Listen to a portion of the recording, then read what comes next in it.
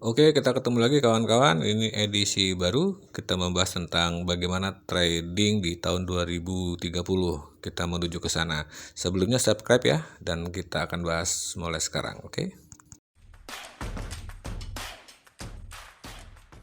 Sebagai trader, menuju 2030 yang paling penting bukan sekedar cuan besar, tapi bertahan lebih lama daripada kekacauan pasar itu sendiri.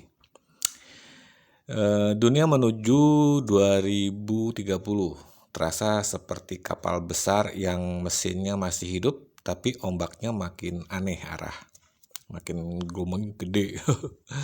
Ada AI, ada perang dagang, ada utang negara, ada perubahan kerja, inflasi gaya baru, sampai media sosial yang bisa menggerakkan pasar cuma lewat satu narasi viral.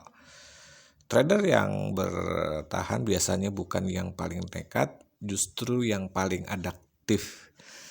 Nah, ada beberapa hal yang menurutku penting dilakukan. Ada 7 ya. 7 langkah kita sebagai seorang trader menuju 2030. Pertama, jadikan trading sebagai skill bertahan hidup, bukan gaya hidup.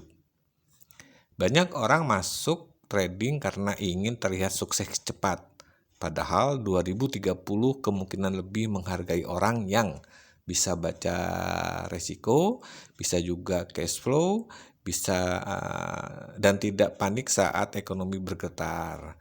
Trading itu makin mirip alat navigasi badai, bukan seperti yang sekarang ini, semacam kasino, neon. Yang kedua, fokus ke manajemen risiko lebih dari entry. Di era sekarang, berita bergerak cepat, market gampang digiring sentimen, volatilitas makin brutal. Maka lot kecil bukan berarti lemah, cut loss bukan berarti kalah, tidak entry juga posisi. Kadang trader paling hebat adalah yang bisa diam saat pasar sedang berisik, seperti pasar malam disiram petir. Yang ketiga, bangun sumber penghasilan pendamping. Jangan gantung hidup 100% dari floating chart. Karena ke depan, broker bisa berubah aturan, pajak bisa berubah, market bisa setway panjang, teknologi AI bisa membuat edging lebih lama menjadi biasa.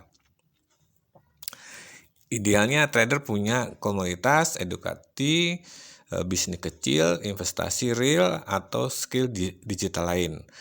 Trading jadi pusat radar, bukan satu-satunya oksigen. Lalu yang keempat, belajar psikologi massa. Tahun-tahun ke depan, market makin digerakkan oleh fear, headline, FOMO, dan opini viral. Kadang chart naik bukan karena ekonomi sehat, kadang turun bukan karena perusahaan jelek. Trader 2030 perlu belajar membaca emosi publik, memahami narasi, membedakan fakta dan gema media sosial. Karena sekarang opini bisa berlari seperti motor tanpa rem di jalan turunan. Yang kelima, simpan likuiditas. Orang sering sibuk mencari profit besar, tapi lupa menyimpan tenaga. Cash itu bukan cuma uang. Cash adalah ruang bernapas, kesempatan, ketenangan saat orang lain panik. Di masa krisis, orang berlikuiditas sering terlihat biasa saja. Tapi justru mereka yang bisa membeli peluang saat banyak orang kehabisan nafas. Jangan mabuk flexing, yang keenam ya, jangan mabuk flexing dunia trading. Menjelang 2030 kemungkinan makin ramai mentor instan, profit pamer ya, yang dipamerkan, gaya hidup palsu, screenshot hasil, narasi kerja 5 menit raya kaya raya kayak gitu. Padahal real trader biasanya lebih tenang, kadang tampil sederhana karena mereka tahu pasar bisa membuat orang sombong hari ini lalu diam 1000 bahasa minggu depan. Yang ketujuh, rawat kesehatan dan mental. Ini yang terakhir. Ini sering diremehkan. Padahal tidur buruk bikin keputusan buruk, stres bikin overtrade, ego bikin akun hancur. Trader yang sehat mental sering lebih unggul daripada trader yang terlalu pintar tapi emosinya bocor. Kalau kita ringkas, kata-kata saya ini adalah trader menuju 2030 bukan yang paling berani mengambil risiko, tapi yang paling siap hidup di tengah ketidakpastian. Pasar ke depan mungkin tidak makin mudah, tapi bagi yang disiplin, tenang, dan terus belajar, badai juga bisa menjadi angin.